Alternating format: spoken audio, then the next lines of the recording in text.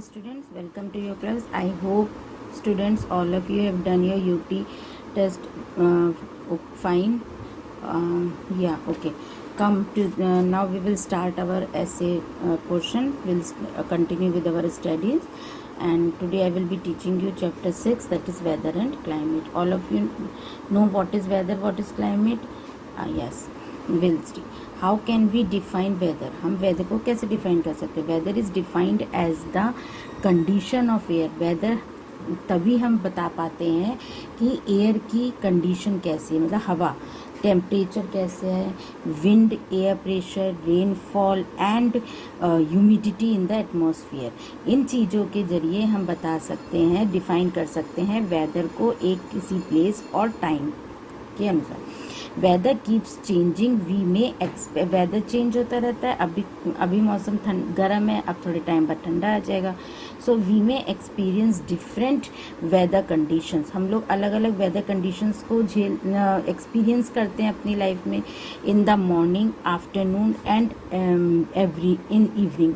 Morning में हमें बहुत ठंडा महसूस करते हैं, आफ्टरनून में समर्स में हॉट हो जाता है, विंटर्स में ठंड रहती है, एंड इवनिंग में समर्स में गर्मी ही रहती है.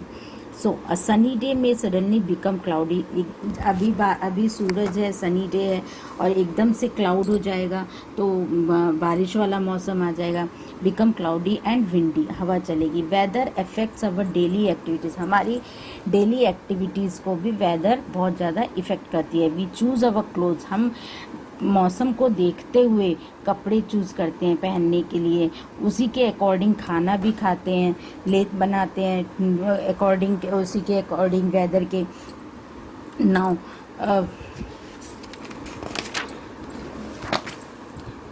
Weather conditions that prevail over a vast area. Weather condition जो बहुत बड़े एरिया पे प्रिवेल होती है, for a long period of time में रहती है, इज़ कॉल्ड क्लाइमेट. और क्लाइमेट उसे कहते हैं. वेदर कंडीशंस जो बहुत समय तक रहती है एंड बहुत बड़े एरिया में होती है, लंबे टाइम के लिए होती है, उसको कहते हैं क्लाइमेट.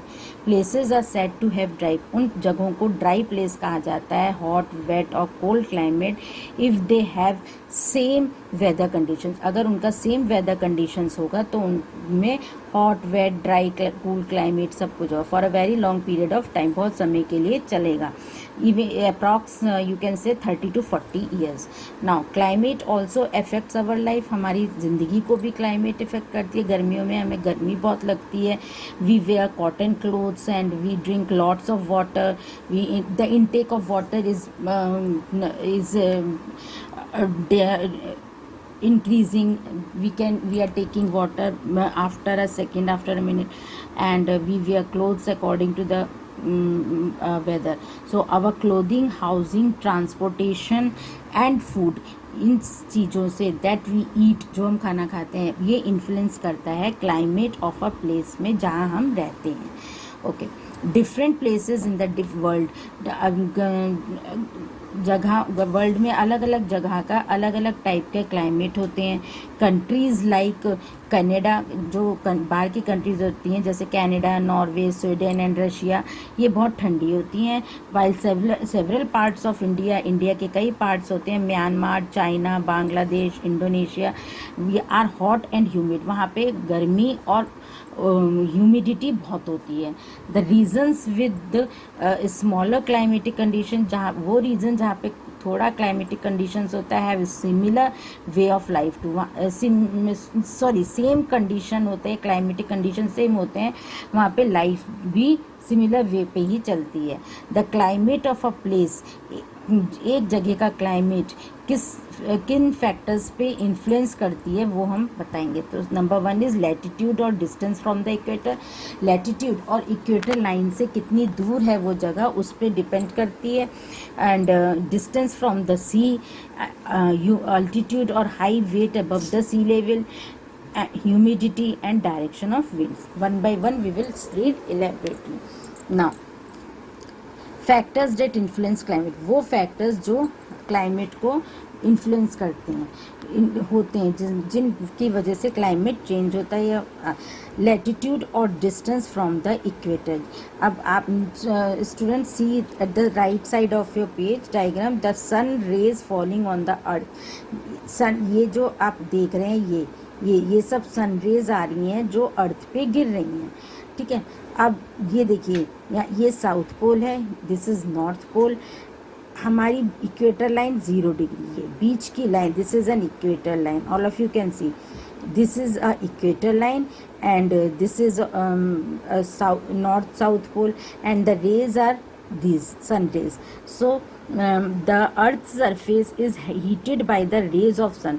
जो अर्थ का सरफेस है वो सन की किरणों से हीटअप हो रखा है, मतलब बहुत गर्म है। प्लेसेस लोकेटेड ऑन और नियर द इक्वेटर, जो प्लेसेस इक्वेटर के पास या इक्वेटर के नियर और लोकेटेड ऑन और जो इक्वेटर पे हैं या इक्वेटर के पास हैं, वहाँ पे डायरेक्ट सन रेज आती है। All of you see these middle lines, direct sun rays आएगी of the sun, while places near the two poles, और जो दो पोल्स पे जो प्लेसेस होती हैं वहाँ पे स्लैंटिंग रेज जाती है, डायरेक्ट नहीं जाती है, थोड़ी सी स्लैंटिंग में जाती है।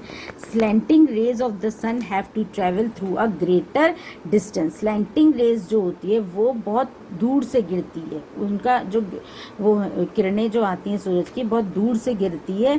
Slanting sun to have to travel through a greater distance and hence lose most of the heat around most of their heat as compared to direct।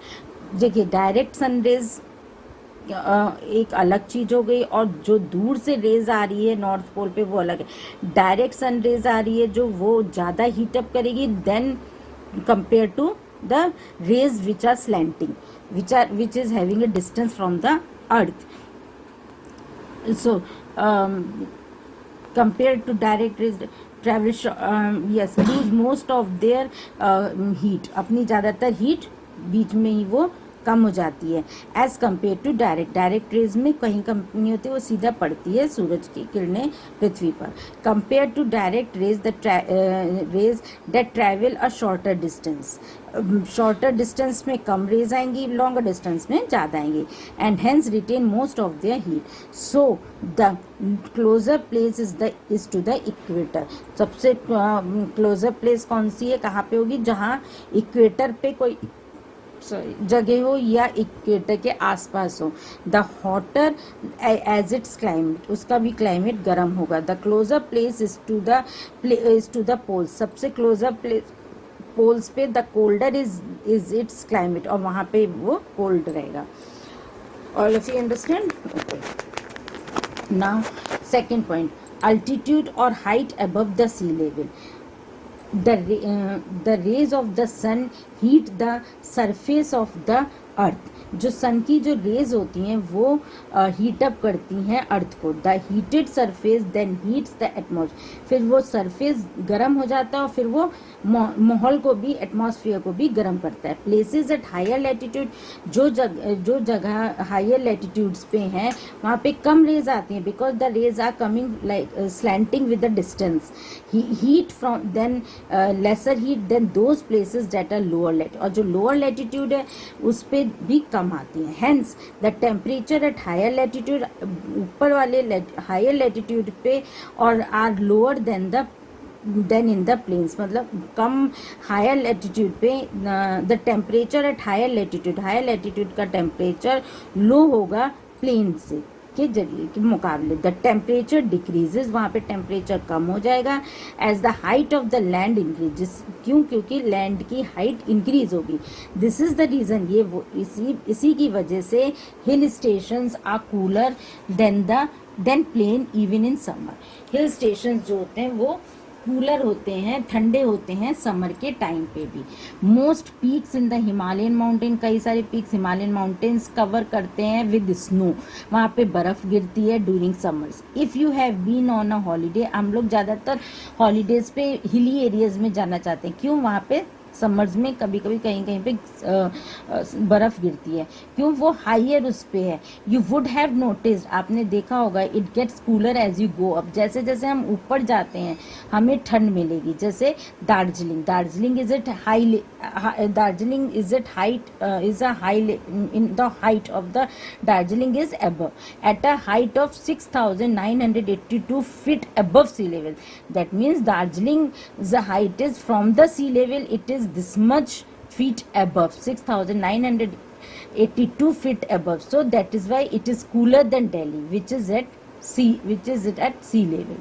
So students, today for this class this much we'll read, and we'll continue with our next chapter, next page in the next class. Till then, bye. Good morning students, welcome to the class. We'll continue with our chapter weather and climate. In last class you read about the factors which influence the climate. So we'll read about the latitude or distance from the equator, second was the altitude or height above the sea level, and now we'll study the distance from the sea. सी के पास जो जगह होती हैं या सी से दूर जो जगह होती हैं वहाँ पे वेदर क्लाइमेट कैसा रहता है. प्लेसेस नियर द सी, जो प्लेस सी के पास होते हैं, फॉर एग्जांपल मुंबई और कोलकाता, ये ना तो गर्म ज़्यादा होते हैं ना ज़्यादा ठंडा होंगे पूरे साल. दे हैव अ मॉडरेट, उनका क्लाइमेट मॉडरेट रहता है, एवरेज रहता है. Whereas those far away from the sea, जो सी के बहुत दूर होते हैं वहाँ पे एक्सट्रीम क्लाइमेट होता है. That is they are very hot in summer, मतलब समर्स में गर्म होता है एंड कोल्ड होता है विंटर में. All now the Bareilly, in Bareilly we don't have any sea nearby. So our Bareilly is very hot in summer, but when you go to Odisha, you go to Bengal, there in summer neither it is too hot nor it is too cold, because they are near to the sea level. Yes, so they are hot in summer and far away, very cold in winter.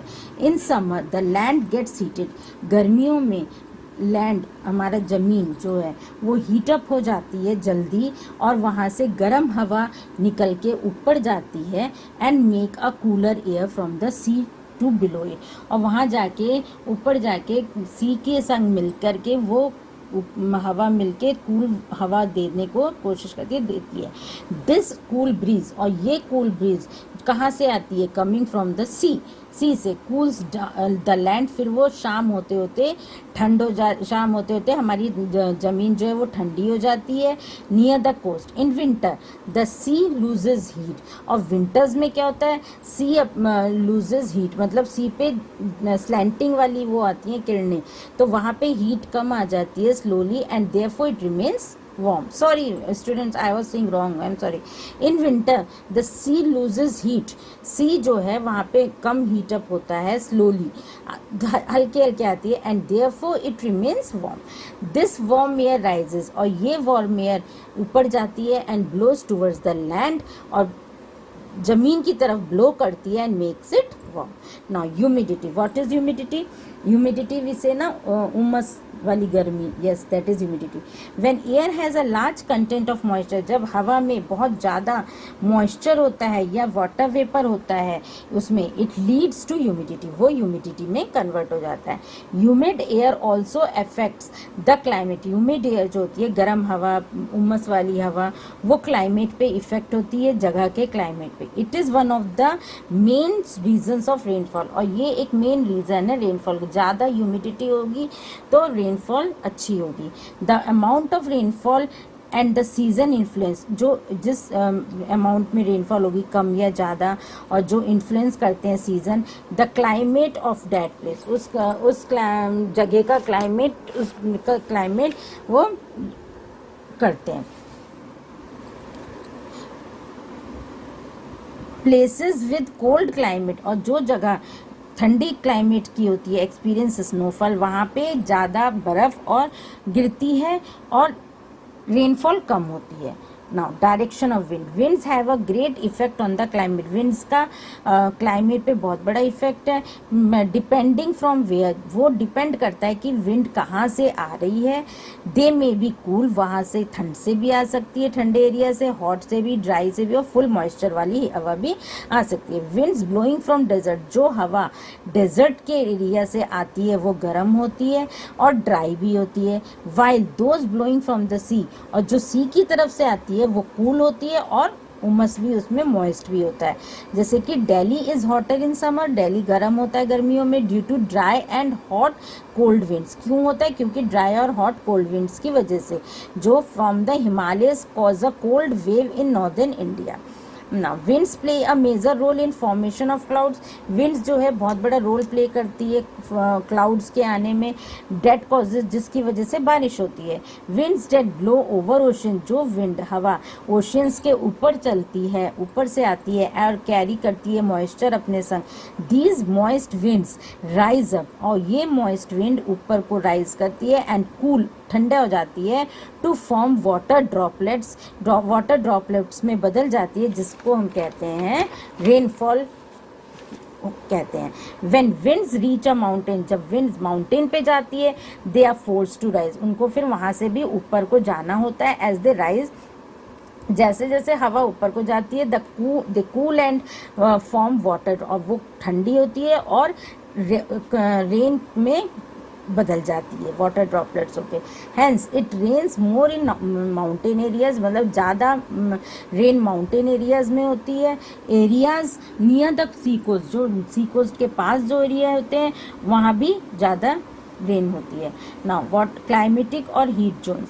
The earth is divided, as we all know, the earth is divided into 3 zones, that is climatic और heat zones. The division is based on the intensity of sunlight, sunlight की weight, intensity कि आज सन की किरणें बहुत तेज हैं या हल्की सनलाइट है, वो रिसीव्ड अ पर्टिकुलर प्लेस, एक पर्टिकुलर जगह पे रिसीव होता है, एंड ऑल्सो वहाँ पे उसी हिसाब से बारिश होती है. The shape of the earth, earth के शेप पे भी इफेक्ट होता है, वो भी इम्पॉर्टेंट है. सिंस इट इज़ कर्व्ड, वो पोल्स पे कर्व्ड होता है, सीधा नहीं होता. The rays of the sun have to travel, वहाँ पे सन की रेज को स्लैंटिंग वे में जाना होता है. क्यों? क्योंकि वो बहुत दूर से आती हैं, to reach the higher altitudes, higher altitudes पे पहुंचने के लिए. अब 3 जोन्स हमारे क्लाइमेटिक जोन से. हीट जोन्स कौन से हैं? One is torrid zone, that you can say tropical region. Temperate zone, that is in temperate region. Frigid zone, that is in polar region. All of you can see this diagram on your page, and this is north pole and this is south pole, and this is north south frigid zone, this is north frigid, and this line is a arctic circle line. This is north temperate zone between the tropic of Cancer. This is a tropic of Cancer line. In between the tropic of Cancer and north frigid zone there is a vast difference, north temperate zone. And the dotted lines you can see, this is a equator line, that you can say torrid zone. This is a equator. Here the rays, sun rays falls directly, that is why the places on the equator or near to the equator gets very heat. Now this line is tropic of Capricorn, and this is south temperate zone. Now you can see the distance between the tropic of Capricorn and the south frigid zone, there is a vast difference. Here it is also the same thing as in the north temperate zone, and this line you can say it is a Antarctic circle. So this is Arctic circle, tropic of Cancer, the middle line is equator, this is tropic of Capricorn, and this is tropic of Cancer. I think it is of 23.5 degree north, yes, and this is 23.5 degree south, as maybe, yeah, okay. Now next children, this is a difference between the climatic zones, heat zones. This is torrid, temperate and frigid zone. Now torrid zone, where it is located, it lies on both sides of the equator. ये equator के दोनों तरफ होता है torrid zone. You have seen on the diagram. See, torrid zone is there in the middle. It is on for north and south both. It lies between the tropic. ये tropic of Cancer और tropic of Capricorn के बीच में होती है. Climate कैसा रहता है? The climate is hot, यहाँ पे क्लाइमेट गर्म रहता है, एंड ह्यूमिडिटी ज़्यादा है throughout the year.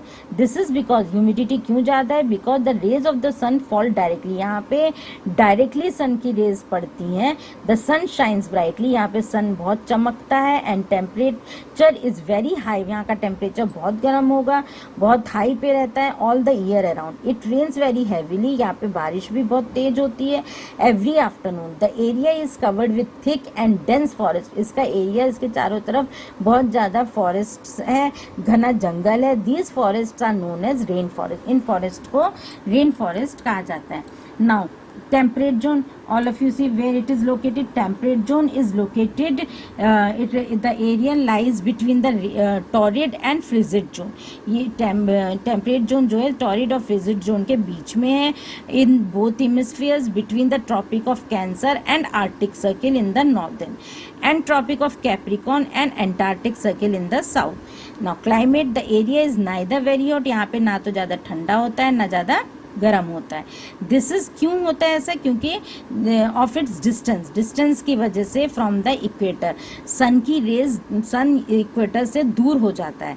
The sun never shines, वहाँ पे सन कभी चमकेगा नहीं, because it is very far from equator overhead. Hence the summers are not very hot, इसलिए वहाँ पे समर्स ना तो ज़्यादा हॉट होते हैं ना ज़्यादा विंटर्स में कोल्ड होते हैं. Some of the grasslands are found है, इस एरिया में कुछ ग्रासलैंड्स दिखने को मिलते हैं. Now come to frigid zone.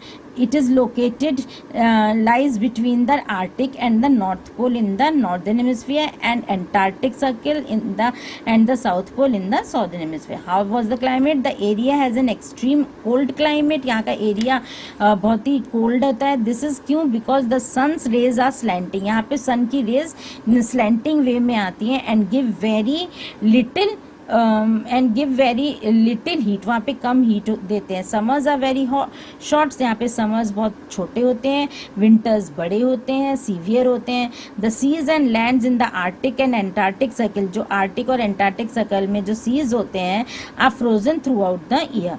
This land is famous for its midnight sun, ये मिडनाइट सन के लिए फेमस है. Which zone? Frigid zone.